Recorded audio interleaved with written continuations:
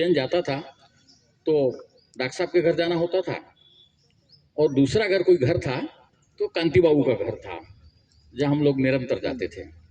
तो मेरे लिए तो उज्जैन हमेशा तीर्थ रहा, और उज्जैन जब तीर्थ था तो कांति बाबू का घर तो एक मंदिर था जहाँ अपने आस्था से जाते थे, श्रद्धा से जाते थे, भाई का प्रेम था, स्नेह था, कांति भाई की आत्मीयता थी।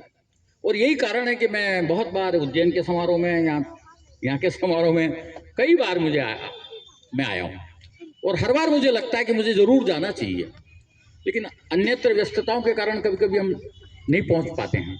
लेकिन तब भी मेरा शरीर भले ही कहीं रहा होगा, लेकिन 1 फरवरी को मेरा मन थांदला में रहता है और 16 दिसंबर को मेरा मन उज्जैन में रहता है।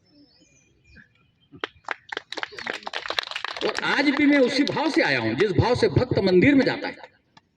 और आज आपने जो है कार्यक्रम रखा, पिछली बार तो वहां उसमें था, हाल में, नगर परिषद में। इस बार जो आपने रखा बहुत अच्छी जगह रखी, यहाँ मामा जी के सानिध्य में हो रहा है, जिन मामा जी के सानिध्य में वैद्य जी ने अपना पूरा जीवन बिताया। और मेरा सौभाग्य रहा कि मामा जी से भी मामा जी मेरा नाना जी जैसे थे। मेरे नाना जी ने उनके साथ बहुत काम किया आज़ादी के आंदोलन में। तो मैं तो एक घर परिवार में आ गया हूँ। जब मुझे बार बार ये अतिथि अतिथि शब्द का उल्लेख कर रहे थे संचालक जी, तो मैं इधर उधर देख रहा था कि अतिथि कौन है। कम से कम मैं तो अतिथि नहीं हूँ यहाँ, तो मैं तो अपने घर में आया हूँ। और मुझे बेन जी को भी मैं बहुत धन्यवाद देना चाहता हूँ कि हर साल इस समारोह में वो अपनी युवा टीम को लेकर आती हैं। जो आज सारा जो कुछ चल रहा है सारी दुनिया में, वो नई पीढ़ी तक पहुंचाने की जरूरत है। अभी आजादी के आंदोलन की कुछ बातें कर रहे थे, वेद जी की पत्रकारिता की कुछ बातें हुई थी। मैं ऐसा मानता हूं कि जो हमारे देश का स्वतंत्रता संग्राम है, आपको मालूम होगा सारी दुनिया के इतिहास में सबसे लंबा स्वतंत्रता संग्राम भारत का है। 10 मई 1857 से लेकर 14 अगस्त 1947 के आधी रात तक 90 वर्ष 96 दिन चला हमारा आजादी का आंदोलन। और सारी हमारी भाषाई जो पत्रकारिता का विकास है, और खास करके हिंदी पत्रकारिता का विकास है, वो स्वतंत्रता संग्राम की विजय गाथा है। हमारे राष्ट्र नायक, राष्ट्र के नायक, हमारे राष्ट्रपिता ने तय किया था कि जितने कांग्रेस के नेता हैं सब लोग अपना अपना अखबार निकालेंगे। खुद गांधी जी ने 4 अखबार निकाले, नेहरू जी 3 अखबार निकालते थे, अंग्रेजी में नेशनल हेरल्ड, उर्दू में कौमी आवाज और हिंदी में नवजीवन।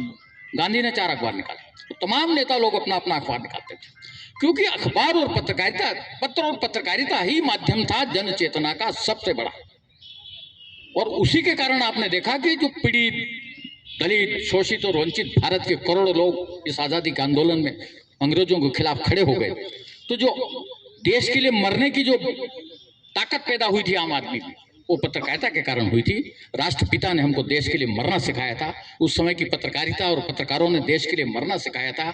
लेकिन मैं आप सबसे विनम्रतापूर्वक आग्रह करना चाहता हूं, कांति भाई, आज देश के लिए जीने की भावना सिखाने की जरूरत है। हमको देश के लिए मरने की जरूरत नहीं है, हमारा देश है, हमारी सरकार है। लेकिन आज हमको देश के लिए जीने की भावना समाज में पैदा करनी है। यह आज पत्रकारिता के सामने सबसे बड़ी चुनौती है, क्योंकि आज हालत ये हो गई कि हर आदमी अपने अपने में जी रहा है। हमने कभी कहा था वसुधैव कुटुंबकम, सारी दुनिया, सारा ब्रह्मांड हमारा परिवार है। मुझे बहुत दुख होता है। अभी थोड़े दिन पहले एक मित्र मिले मुझे, बहुत दिन बाद मिले, तो मैंने कहा भाई बहुत दिन हो गए, कहाँ गए थे? बोले मैं फैमिली को लेने गया था।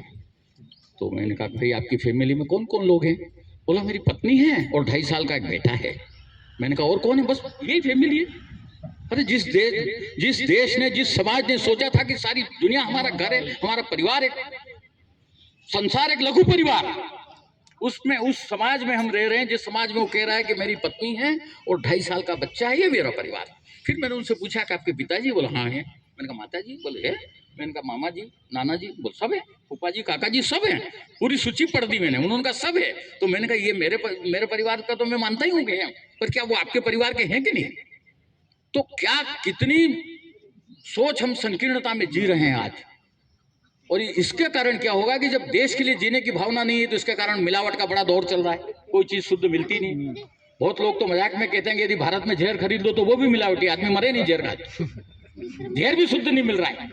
अमृत की तो बात छोड़ दीजिए, इतना व्यापक भ्रष्टाचार है। लोग कहते हैं वहां सरकारी ऑफिस में कि वो तनख्वाह तो हमको ऑफिस में आने की मिलती है, काम करने का पैसा तो आपको देना पड़ेगा। यदि आपका काम है तो आप दें, मेरा है तो मैं दूं। तो क्या स्थिति बन रही है? क्योंकि हर आदमी ने देश और समाज के प्रति सोचना बंद कर दिया है, वो एक अलग दुनिया में जी रहे हैं। और तब ऐसी स्थिति आती है तो पत्रकारिता की जिम्मेदारी बढ़ जाती है। क्योंकि आखिर कौन दिशा निर्देश करेगा समाज को, कौन सच कहने का साहस करेगा। और हमने देखा अकबर इलाहाबादी ने कभी लिखा था कि खींचो न कमानों को न तलवार निकालो, जब तोप मुकाबिल हो तो अखबार निकालो।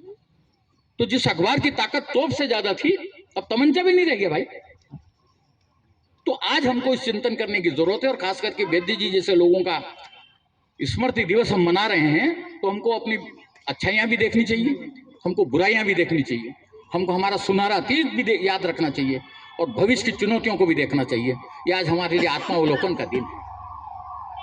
मैं हमेशा ऐसा मानता हूं कि जन्मदिन जो होता है किसी भी व्यक्ति का, उस व्यक्ति के आत्मबोध का उत्सव होता है। 364 दिन आप सारी दुनिया के बारे में सोचें, काम के बारे में, नौकरी के बारे में, खेती के बारे में, उद्योग के बारे में, लेकिन जो आपका जन्मदिन है उस दिन आप अपने बारे में सोचें कि हम कहाँ थे, हमको कहाँ जाना था, हमको कहाँ जाना चाहिए, क्या दिक्कतें हैं, क्या चुनौतियां हैं, और हम क्या उसकी तैयारी कर सकते हैं। तो जन्मदिन आत्मबोध का उत्सव होता है। तो आज वैद्य जी का जो जन्मदिन है वो पत्रकारिता के आत्मबोध का उत्सव है, और हर पत्रकार को आज अपने बारे में सोचने की जरूरत है, पत्र के बारे में, पत्रकारिता के बारे में, पत्रकारिता के भविष्य के बारे में सोचने की जरूरत है। और मुझे बहुत अच्छा लगा कि आप लोगों ने यह जो समारोह भले ही छोटा है, लोग कम हैं, लेकिन वो कई बार कहते नहीं घरों में वो एक जामुन का दही होता है, वो 100 ग्राम भी मंगाते, ज़्यादा जरूरत नहीं पड़ती, लेकिन ये 100 ग्राम दही है ना, 20 किलो के दूध के तपेले के चरित्र को बदल देता है। यहाँ जो लोग हैं वो जामुन का दही है, इस सारे समाज के चरित्र को बदल सकते हैं और बदलने की क्षमता रखते हैं। जब 20 किलो दूध में वो 100 ग्राम दही आप डाल दें तो फिर दूध दूध नहीं रहेगा, तो रह भी नहीं सकता। तो मैं तो दुष्यंत ने कभी लिखा था कि चुप कैसे रहूं, मुझ में रहते हैं करोड़ों लोग। तो मैं तो देख रहा हूं दुष्यंत की दृष्टि से कि एक एक में करोड़ों करोड़ों लोग हैं, सारा भारत मेरे सामने है, और वही भावना होनी चाहिए। क्योंकि एक तरफ मां बालेश्वर दयाल उद्यान, दूसरी तरफ वैद्य जी का स्मरण है, तो इससे ज्यादा राष्ट्र के लिए, समाज के लिए, देश के लिए कुछ करने की, चिंता करने के लिए इससे ज्यादा शुभ समय क्या हो सकता है। और अभी हमने कांति भाई का सम्मान किया। मैं तो बहुत बरस से कांति भाई का बहुत प्रशंसक हूँ, वो मेरे आत्मीय मित्र हैं इसलिए नहीं कह रहा हूँ, लेकिन आज एक ऐसे युग में जी रहे हैं हम कि बहुत सारे बेटों ने अपने बाप की बात मानने से इनकार कर दिया। बहुत घरों में सबसे ज्यादा संकट आज यही हो गया है कि युवा पीढ़ी पुराने पीढ़ी को मानने को तैयार नहीं। वो कहती कि इनका विचार हमसे नहीं मिलता साहब। हम कहते भी क्यों नहीं मिलता है, बोले साहब ये पुराने विचार के लोग हैं, हम नए विचार के लोग हैं। तो इसको अंग्रेजी में अल्टरनेशन ऑफ द जनरेशन, पीढ़ियों का प्रत्यावर्तन है। ये नई पीढ़ी जब आती है, कोई नया परिवर्तन आता है तो पुराना ढर्रा उसका विरोध करता है, या पुराना ढर्रे का नई परिवर्तन विरोध करता है। लेकिन आप देखें कि ऐसे श्रवण कुमार कांति भाई जैसे, जो इनके पिता का पिछले 40 साल से लगातार उनके स्मरण को बनाए रखे हुए, और लगातार मैं तो साल भर में 2 दिन हमेशा याद रखता हूँ, पहले 3 दिन याद रखता था। एक नाग पंचमी का दिन होता था, हमारे गुरुजी का जन्मदिन, इसलिए जब भी कैलेंडर आता तो हम उसमें टिक लगा के रखते थे, क्योंकि 5 अगस्त 1915 को जब सुमन जी का जन्म हुआ था, उस दिन नाग पंचमी तिथि थी, और सुमन जी की माता बहुत धार्मिक थी। तो डॉक्टर साहब ने कहा कि मैं तो अपना जन्मदिन तिथि से मनाऊंगा, और वो नाग पंचमी कभी जुलाई में आ जाती, कभी अगस्त में आ जाती। 5 अगस्त को तो कभी खाती थी। मुझे 31 साल उनका जन्मदिन मनाने का मौका रहा उनके साथ। और मैं छोटे बच्चे हैं उनसे कहना चाहता हूँ कि जब मैं 9वीं में पढ़ता था, आप में से 9वीं में कितने बच्चे पढ़ते हैं जो यहाँ आए हैं, जरा हाथ ऊंचा कर दें। मिडिल तक के। मैं जब 9वीं में पढ़ता था तो हमारे स्कूल के वार्षिकोत्सव में, जैसा आज है तुम्हारा, ऐसे ही पुरस्कार वितरण समारोह में सुमन जी पहली बार आए थे। मैं 14 वर्ष का था, सुमन जी 55 साल के थे, और मैं टेबल इतना ही बड़ा हूँ। सुमन जी के साथ कम से कम 400-500 फोटो होंगे मेरे, और वो ऐतिहासिक फोटो भी है मेरे पास, जो मैं इतना ही बड़ा हूँ। उस दिन सबसे ज्यादा पुरस्कार मुझे मिला था, ऐसा ही कोई कंपास, कोई स्केल, कोई क्या। बार बार जब मैं पुरस्कार लेके जा रहा था तो एक कालभोरे साहब करके प्रिंसिपल थे, हमारे बगल में बैठे थे मंच में डॉक्टर साहब के, तो उन्होंने पूछा कि भाई एक लड़के को कितना पुरस्कार देते हो। तो उन्होंने कहा साहब ये तो प्रतियोगिता में आता है, मैं इसको कैसे रोक सकता हूँ। तो वाद विवाद प्रतियोगिता, भाषण प्रतियोगिता, वो तो तत्कालिक भाषण वगैरह जितने बहुत सारे थे। उन्होंने कहा इस लड़के का सारे पुरस्कार एक साथ दे दो, तो उन्होंने सारे पुरस्कार इसे एक साथ दे दिए। फिर चूंकि 1560 बच्चे पढ़ते थे सुबह और दोपहर की शिफ्ट में, और 37 लोगों का स्टाफ था, लेकिन जो प्राचार्य थे मुझ पर बड़ा प्रेम रखते थे, तो उन्होंने कहा था कि सुमन साहब को लाने ले जाने, गाड़ी में बिठाने की 3 लोगों की कमेटी बनाई थी, उसमें मुझे भी रखा था। और विद्यार्थी संघ का मैं अध्यक्ष पदाधिकारी नहीं था, मैं उससे मुक्त रहता हूँ, मैं पढ़ाई में ध्यान लगाता था। फिर भी प्रिंसिपल साहब ने कहा था कि विद्यार्थियों की तरफ से भाषण खुशहाल सिंह आपका होगा, तो मैंने डॉक्टर साहब का सम्मान में थोड़ा सा भाषण दिया, डॉक्टर साहब खुश हो गए। और जब मैं उनको छोड़ने गया, जब वो दरवाजा लगा रहे थे एम्बेसडर कार का, तो पता नहीं क्यों मेरे मन में हुआ कि एक बार और चरण स्पर्श कर लिया जाए। तो मैं थोड़ा सा यूँ झुक के लगा, अब डॉक्टर साहब की महानता देखिए, आप इतना बड़ा आदमी जिसने अटल बिहारी वाजपेयी को पढ़ाया, प्रकाश चंद्र सेठी को पढ़ाया, देश का, पूरे देश का इतना बड़ा साहित्य का, विनम्रता देखिए आप। वो फाटक खोल के बाहर आके खड़े हो गए, बैठे हुए अंदर से बाहर आ गए और कहा, अरे भाई तुमको आशीर्वाद दिया मैंने। मैंने कहा सर बोल बहुत अच्छा। मेरे कंधे पे हाथ रखा और कहा, खुशहाल सिंह तुमने बहुत अच्छा बोला, कभी हमारे घर आना। और एक दिन मैं उनसे मिलने उनके घर चला गया यूनिवर्सिटी में, और वो दिन था कि आज का दिन वो मेरे घर ले गए, कहा है तुम्हारी माताजी है, तुम्हारा घर है। उनके अंतिम सांस तक हमारी माताजी हमारा घर। तो ये छोटा कार्यक्रम नहीं है वार्षिक उत्सव। अब अटल बिहारी वाजपेयी को सारे लोग जानते हैं, सारा दुनिया जानती है। वो प्राथमिक स्कूल में, जैसे आप पढ़ते हैं मिडिल स्कूल में, बड़नगर में पढ़ते थे, और उन्होंने अपने जिस भाषण के कारण उनको सारी दुनिया जानती है और इतना बड़ा नेता बन गया। उनने अपने जिंदगी का पहला भाषण शनिवार के दिन बाल सभा में बड़नगर में दिया था, प्राथमिक स्कूल में। वो स्कूल है अभी। तो ये कोई छोटी घटना नहीं है। कई बार लोग कहते हैं कि घर के लोग भी कहते हैं, यार भाई तुमको आते फालतू ये भाषण और ये खेल कूद और इसमें क्या करना है, जिसको अंग्रेजी में एक्स्ट्रा करिकुलर एक्टिविटीज कहते हैं, सब पाठ्येतर गतिविधियां है ना, वो स्कूल में जरूरी है। सरकार कहती है जरूरी है, क्योंकि वो आपके व्यक्तित्व विकास का एक बहुत बड़ा हिस्सा है। लेकिन हमारे कई पालक लोग कहते हैं बच्चों से, अरे भाई तुम तो कोर्स की किताब पढ़ो, उसमें नंबर लाना है। लेकिन कोर्स की परीक्षा के नंबर ही जीवन में पर्याप्त नहीं है। जीवन के लिए जो तैयारियां हैं, जीवन की जो चुनौतियां हैं, उसके लिए बहुत सारी चीजें हैं, उसमें ये बहुत बड़ा हिस्सा उसका भी है। तो मैं आप तमाम इन युवा हमारे तरुण मित्रों को बात बधाई देना चाहता हूँ। और हर साल नए नए लोगों से मिलना होता है, क्योंकि तरुणाई एक नदी की तरह होती है। नदी का क्या होता है, जब आप किसी नदी बहती, नदी का मतलब बहना, जो रुक जाए वो नदी नहीं है।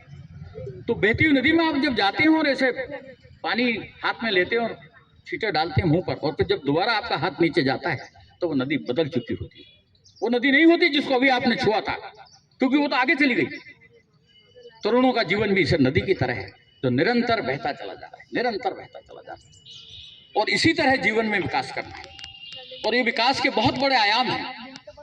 मैं आपसे कहना चाहता हूँ, बहुत सारी बड़ी बड़ी संस्थाएं आजकल व्यक्तित्व विकास शिविर लगा रही है, व्यक्तित्व विकास में बड़ी बड़ी एकेडमियां खुल रही है। ये व्यक्तित्व क्या है, क्या चीज है व्यक्तित्व जिसको विकास करने की जरूरत है? और क्यों हमारे जो गांव खेड़े के लोग हैं, जो बेचारे छोटे दर्जे में छोटे स्कूल में पढ़ रहे हैं, कम संसाधनों के स्कूल में पढ़ रहे हैं, वो क्यों पिछड़ रहे हैं व्यक्तित्व के विकास में? तो व्यक्तित्व क्या चीज है? व्यक्तित्व का विकास ही, व्यक्ति का विकास ही उसका व्यक्तित्व है। लेकिन कहां से शुरू करें? तो जब हर आदमी जब पैदा होता है तो एक उसकी निजता लेकर पैदा होता है, एक विशेषता लेकर पैदा होता है। 800 करोड़ लोग हैं दुनिया में, हर एक की अपनी एक विशेषता है। इसलिए आपने देखा होगा कि अपने उज्जैन में यादव जी कालिदास अकादमी सरकार ने खोली। सरकार चाहे तो, यादव जी अभी चाहे मुख्यमंत्री जी तो 10-20 करोड़ हर जिले को दे सकते हैं।